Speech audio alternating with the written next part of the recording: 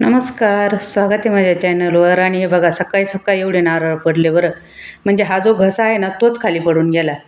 काही कवळे नारळ, काही पाण्याचे नारळ, काही झालेले नारळ, सगळे 40-50 नारळ खाली पडून गेले.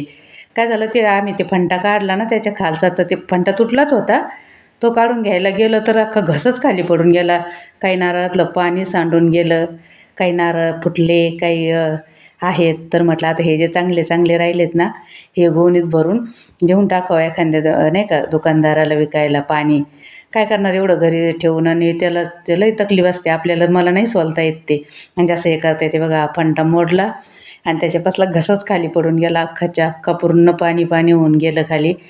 तर ते म्हणजे तो हेच झाला होता तो फंटा. पण वाटत नव्हतं आता हा पण एक घस आहे, पण हा ना नेमकं चारीत जाणार आहे तो पाणी तिथं. आता काय माहिती काय होतं. तरी बघा एवढे नारळ होते, ते चांगले चांगले आहेत ते. आणि बटाटे आहेत. बरं झाले बटाट्यावर नाही पडलं ते, नाही तर बटाटे बी गेले असते. तर बघू शकता असे एवढे नारळ पडलेले आहेत. आता हे देऊन टाकणार आहे एखाद्या दुकानदाराला गोणीत भरून. हे बघा इथे पडलं आहे, आणि ते नेमकं दगडावर पडले. ते दगडावर पडल्यामुळे ते अजून त्याला मार बसला ना, तर सगळं पाणी झालं. तर गोणीत भरून ठेवले. आणि हा भाजीपाला काढायला आलेला आहे. भाजी पालकाची आणि करडीची भाजी, शेपूची भाजी, तिन्ही पण भाज्या काढून घेणार आहे. नंतर कामात हे गेलं का मग घरी लक्ष नाही राहत. तर आता आवरलं आहे शेतातलं काम, थोडं राहिलेलं आहे. आणि हे जास्वंद खूप छान फुटलं आहे, भाजीपाल्यात छान आलं आहे ते पण. त्याला म्हणजे आपण ऑर्गॅनिक फवारण्या वगैरे करतो तर. आणि हे वाटाणे आहेत, त्याला पण शेंगा लागलेलं आहे, ते पण तोडायचे आहे. पण सध्या वेळ नव्हतं, तर शेतात काम चालू होतं कांदे लावायचं. आणि आता हे काढून घेणार आहे मी आज आज संध्याकाळी. कारण ते उद्या पाठवायचे आहे मला, पुण्याला द्यायचे आहे. आमच्या वाशीबाईंचं लय चाललेलं आहे, त्यांना ते पाठवायचे आहे मला. तर हे बघा करडी पण खूप छान आता मोठी मोठी होऊन गेलेली आहे. तर काढीन म्हटलं आता नंतर. आणि मला ना खरंच वेळच भेटू नाही राहिलेला. सकाळी लाईव्ह चालू केली, बघितलं असेल सर्वांनी. आणि लगेच मला ते बंद करावं लागले, कारण लगेच काम आलं की कोथिंबीर उपटून घ्या, तिथे पण कांदे लावायचे आहे. ते नाही का एक वापा सोडला होता शेतात, ती कोथिंबीर काढून घ्यावी लागली. मग तिथं मग रोट्या बिट्या हाकून तिथं पण कांदा लावून द्यायचा आहे. तर हे बघा अशा प्रकारे आता मी गोण्यात भरून ठेवलेले आहेत. बघू आता काही एखादी गाडीत देऊन टाकल, म्हणजे ते विकून जातील, मग घेऊन जातील. तर काय करणार घरी ठेवून, आणि वाटून तरी कितीक देणार. म्हणजे जे थोडे थोडं पाणी राहिलेलं होतं ना, ते 20 नारळ वाटून दिलेत मी. म्हणजे थोडं थोडं पाणी होतं ते. आणि हे राहिलेत तर हे देऊन टाकणार. हे चांगले आहेत सगळे. 50 नारळ एवढे ठेवून काय करणार. तर म्हटलं जाऊन द्या, मग देऊन टाकीन.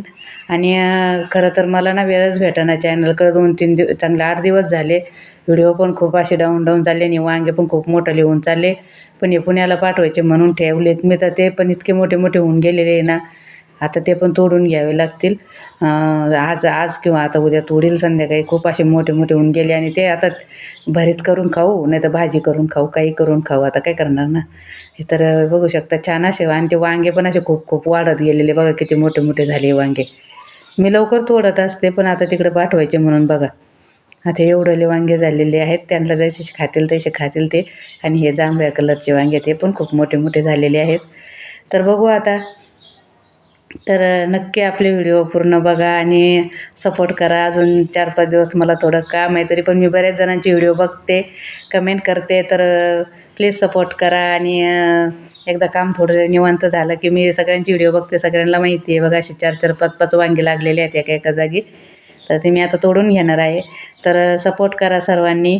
आणि थोडं काम चालू आहे, तर समजून घ्या. मी नक्की काम आवरल्यावर सगळ्यांची व्हिडिओ बघेल, सगळ्यांना लाईक कमेंट करेल.